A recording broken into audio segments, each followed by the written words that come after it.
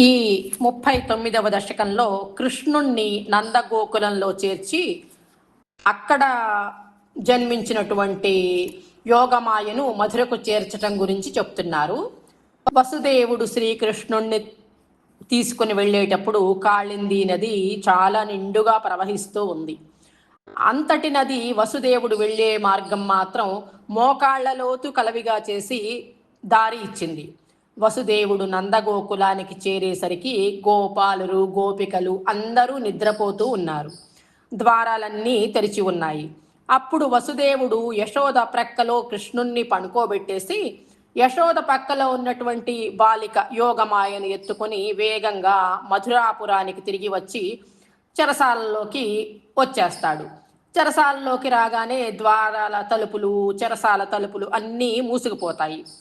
యోగమాయ ఏడుపు విని నిద్రలో ఉన్న రక్షక భటులు లేచి వేగంగా దేవకీదేవి ప్రసవించిన వార్తని కంసునికి చెప్తారు.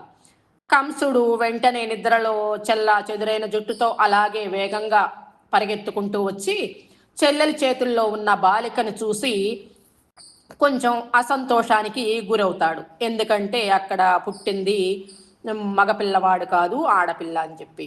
అయినా ఇదేదో విష్ణుమాయే అని ఆ పసికందును చెల్లి చేతుల్లోంచి లాక్కొని రాతిపై విసిరి కొడతాడు.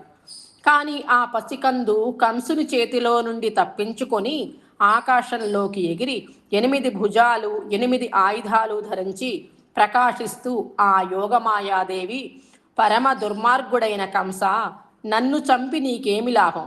నిన్ను చంపేవాడు పుట్టి ఎక్కడో జాగ్రత్తగా ఉన్నాడు అని నీ చెల్లెలైన ఆ దేవి, ఆ యోగమాయాదేవి అంతర్ధానమైంది. తెల్లారగానే కంసుడు తన సేవకులందరినీ పిలిచి రాత్రి జరిగిన వృత్తాంతం అంతా తెలిపి ప్రళంబుడు, బకుడు, పూతన మొదలైన వారంతా అందరినీ పంపిస్తాడు. వాళ్ళందరూ కృష్ణుని చంపాలని చంటి పిల్లలందరినీ చంపుతూ లోకమంతా తిరుగుతూ ఉంటారు. అక్కడ నందగోకులంలో యశోదాదేవి పక్కలో స్వామి అటు ఇటు కదులుతూ ఏడ్చేసరికి స్త్రీలంతా లేచి యశోదకు మగపిల్లాడు పుట్టాడు అని చెప్తారు.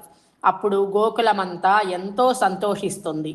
అప్పుడు యశోద మనోహరంగా ఉన్న ఆ చిన్ని కృష్ణయ్య రూపాన్ని చూసి ఆనంద పారవశ్యంతో చిన్నారి దేహాన్ని నిమురుతూ తన శిశువుకి స్తన్యాన్ని ఇస్తుంది. నిజంగా ఆ యశోదాదేవి ఎంత అదృష్టవంతురాలో కదా. ముల్లోకాలకు శుభాలను ప్రసాదించే పరమాత్మ ఆ సమయంలో నందగోపుడు పరమానందంతో బ్రాహ్మణులకు ఎన్నో దాన ధర్మాలు చేశాడు.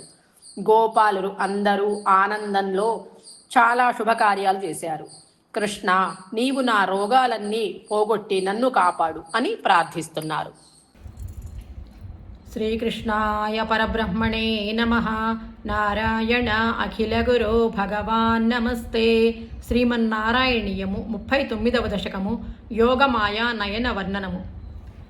భవంతమయముద్వహన్ యదుకులోద్వహో నిస్సరన్ దదర్శ గగనోచ్చలజ్జలభరాం కళిందాత్మజాం అహో సలిల సంచయః సపునరైంద్రజాలోదితో జలౌఘ ఇవ తత్క్షణాత్ ప్రపదమేయతామాయయౌ ప్రసుప్త పశుబాలికాం నిభృతమారుదద్బాలికాం అపావృతకవాటికాం పశుపవాటికామావిశన్ భవంతమయమర్పయన్ ప్రసవతల్పకే తత్పదాద్ వహన్ కపటకన్యకాం స్వపురమాగతో వేగతః తతస్త్వదనుజారవక్షపితనిద్రవేగద్రవద్భటోత్కర నివేదిత ప్రసవ వార్తయైవార్తిమాన్ విముత్కచికురోత్కరస్త్వరితమాపతన్ భోజరాజ్ అతుష్ట ఇవ దృష్టవాన్ భగినికాకరే కన్యకాం ధ్రువం కపటశాలినో మధుహరస్య మాయా భవేత్ అసావితి కిశోరికాం భగినికాకరాలింగితాం ద్విపోనలినికాంతరాదివ మృణాలికామాక్షిపన్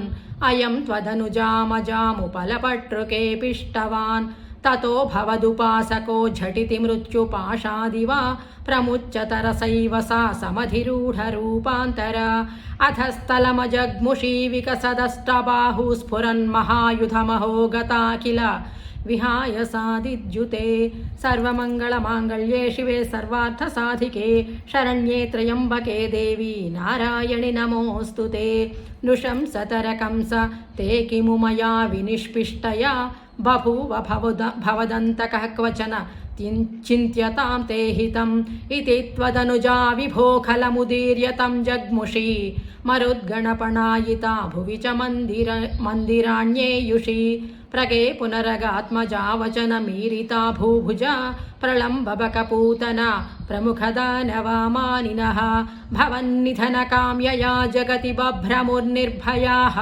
कुमारकविमारकाः किमिव दुष्करं निष्कृपैः ततः पशुपमन्दिरे त्वयि मुकुन्द नन्दप्रिया प्रसूतिशयने शये रुदति किञ्चिदञ्चत्पदे विबुध्यवनिता जनैः तनयसम्भवे घोषिते मुदा किमु वदाम्यहो सकलमाकुलं गोकुलम् अहो खलु यशोदया नवकलाय चेतोहरं भवन्तमलमन्तिके प्रथममापि बन्त्यादृशा पुनस्तनभरं निजं सपदि पाययन्त्या मुदा मनोहरतनुस्पृशा जगति पुण्यवन्तो जिताः भवत्कुशलकाम्यया स खलु नन्दगोपस्तदा प्रमोदभरसङ्कुलो द्विजकुलाय किन्नाददात्